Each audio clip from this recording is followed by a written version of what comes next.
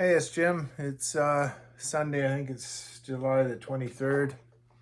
Um, got a got a vintage, well, pretty vintage, anyways. Solo 36. It's an old saw. I rebuilt it a few years ago. Um, Guy bought it off me and wanted to actually mill with it. Um, he is running just a 20-inch bar and a kind of a cheap Alaskan mill with it. Cuts fir and larch in the East Kootenays out at his cabin at the lake or something like that. Um, and yeah, he's been using it recreationally that way for like 3 seasons.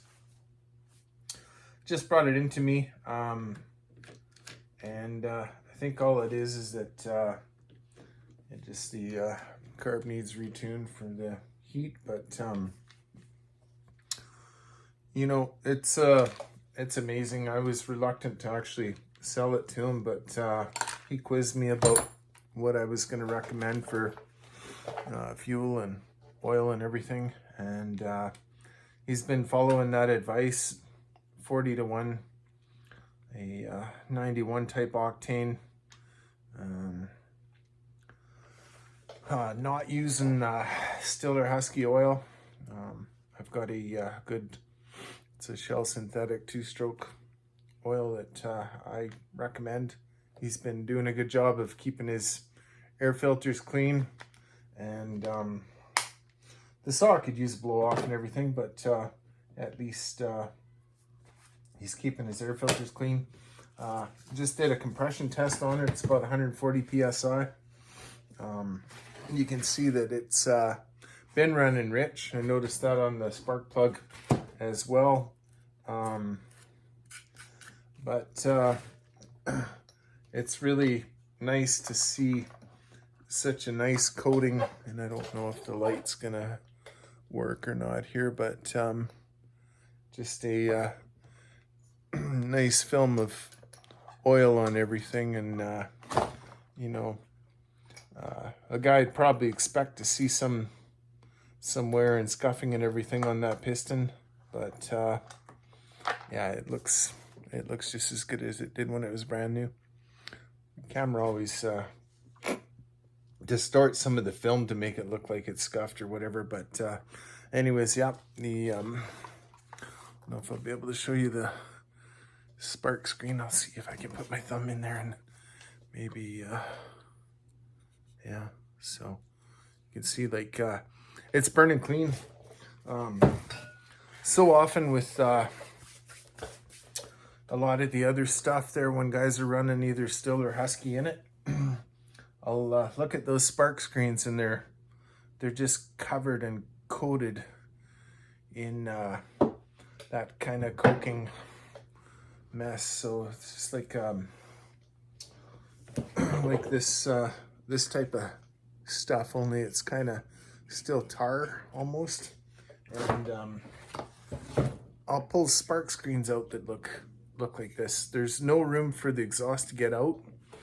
Quite often that's the reason for it. So I actually feel a little bit bad, but not too bad. But there was a guy selling Still, was it a BR600 backpack blower the other day there on Marketplace,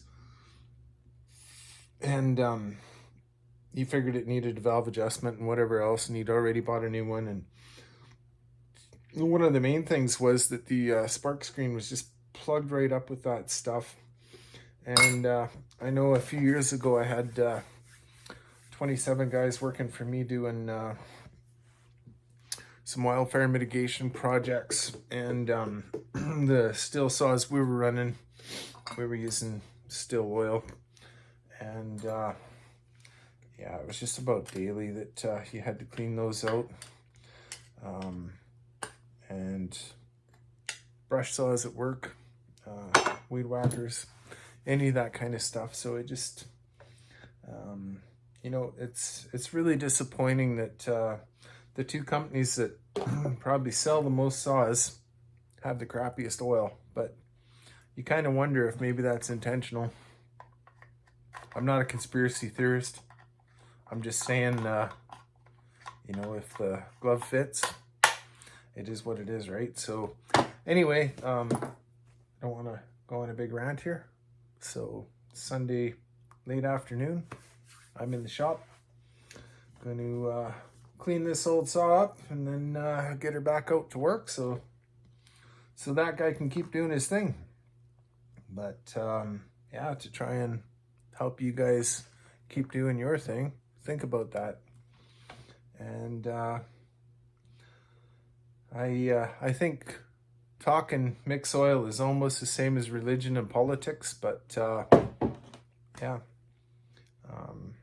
there's some really good oils out there, and you know, you don't have to spend $1 million on it, but there's so many guys looking at that Husky and Still oil, and all of us are finding the same